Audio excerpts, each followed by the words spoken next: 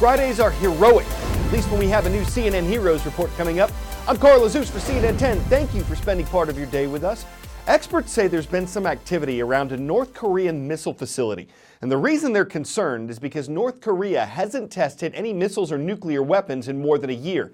Could this be a sign the country is going to resume doing something that the U.S. wants it to give up altogether? Late last month in Hanoi, Vietnam, the two countries' leaders met face-to-face for the second time. They didn't reach an agreement. North Korea didn't commit to getting rid of its nuclear and missile programs, a priority for the U.S., and America didn't commit to removing its sanctions, its penalties on North Korea's economy, a priority for North Korea. Still, U.S. President Donald Trump said he and North Korean leader Kim Jong-un left the summit on friendly terms and that the door to continued discussions would stay open. That's why possible activity at this missile site's significant. President Trump's national security advisor says he expects North Korea to show whether it's serious about future talks with the U.S. and whether the communist country is committed to giving up its nuclear program and everything that goes with it. If it's not, President Trump does not plan to remove any sanctions on North Korea. The U.S. may even add more. So the future of U.S. and North Korean relations could depend on whether North Korea is using this missile site to carry out more tests.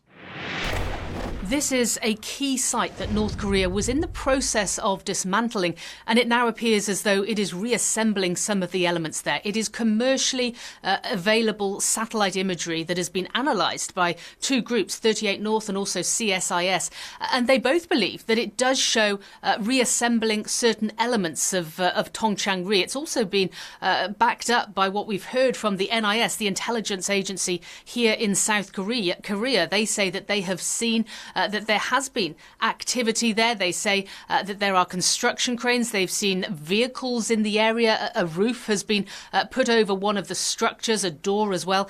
So, of course, the question is, why is this happening now? Up until now, we had heard that North Korea was dismantling this. He had talked to the South Korean President Moon Jae-in about this when Kim Jong-un actually met him in Pyongyang. They were discussing this. It was part of their statement at the end of that meeting, even thinking about when they could bring independent inspectors into North Korea to prove that this site had been put out of action. Now, the date is key. What we know from 38 North is that these satellite images are from between February 16th and March the 2nd.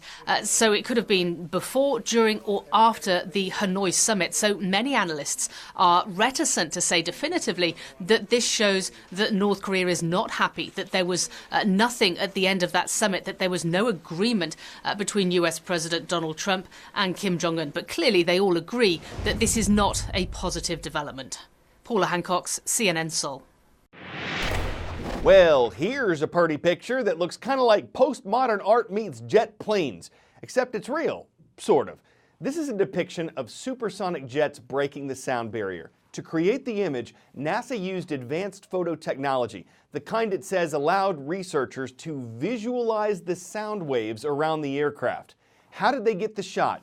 A plane with a special imaging system flew directly above two T-38 jets, and at the very moment they broke the sound barrier, it took the picture. Okay, kind of cool, but so what? Well, NASA says this is the first time that's ever been done, that it'll help scientists better understand shock waves, and that it could possibly help future jets be designed to break the sound barrier without creating the loud sonic boom. 10-second trivia. Which of these video game systems was released the most recently? Sega Genesis, Super Nintendo, Game Boy, or Commodore 64? The Super Nintendo made its US debut in 1991, making it the last system on this list to be released. There's a new CNN hero we're introducing today. His name is Zach Weigel. He says that when he was in first or second grade, he got a Super Nintendo, and he jokes that from his parents' perspective, it was all downhill from there. But as he got older, Zach found a way to use video games to connect with and help children in hospitals. That was the beginning of Gamers Outreach. I always feel like there are these negative stereotypes around games and gaming culture. Sometimes people believe that video games are corrupting the minds of America's youth. So I kind of feel more like a rebel than a do-gooder. What's up, Grant? Do you have a list of favorite video games? I usually play the Lego e-games. The Lego games? Video games are an incredible tool for helping kids find a source of fun and relief during really stressful and difficult times. Yes, I'm the Hulk. Oh, Sick dodge. We wanted to create sort of a portable video game kiosk that the healthcare staff could use to make sure games were easy to move around. We started calling these things go-karts. So the go-kart's loaded up right now. Each unit is equipped with a console, a monitor, an assortment of games, controllers, and they actually also move up and down. It's time for the next chapter. Ready to play? They're intimidated by any kind of bandages that they have or any poles that might be attached to them. They forget about that and they just focus on the game, and then they start talking to each other. You can press B and it does like a secret move or something. I think I used it to smash the big laser just then. Yeah, you did. We started recruiting video game enthusiasts to actually come into the hospital environment. So they'll play games with kids, they help solve minor tech support issues. Do you want to do some virtual reality today? The kind of disease I have is a pediatric cancer. It's going on 3 years that I've been a patient. I started off with doing chemo, and then chemo with an antibody therapy, surgery, and then a bone marrow transplant, and then radiation twice. Hey, what's up? Hey, what's up, Blake? How's it going? Oh, you guys just started. Is this the Avengers one? To people who think that games are just games, there's so much more than that. Nah, you was trying to set me up. You don't have to talk about me being sick. We can play the game, because that's way more cool than having to talk about me being sick. You rescued the cat. Oh, well. We've seen anxiety go down. Prescription painkillers are being used less. Even doctors are sometimes now prescribing video game time as part of the patient's treatment. We defeated him. Got it. Teamwork. We literally started the organization in my parents' basement. We had never really envisioned this becoming a nationwide program or even a global program, but as soon as we delivered this unit, they loved it, and it led to us getting requests to build more. We're in about 50 facilities nationwide. Nice. Okay, that's all you. You had talked to me a decade ago. I don't think I would have ever seen myself building video game carts. Maybe that's part of the story. There is no sort of perfect, ideal person to be doing this, right? I think anytime you can give back, it's just refreshing for your soul.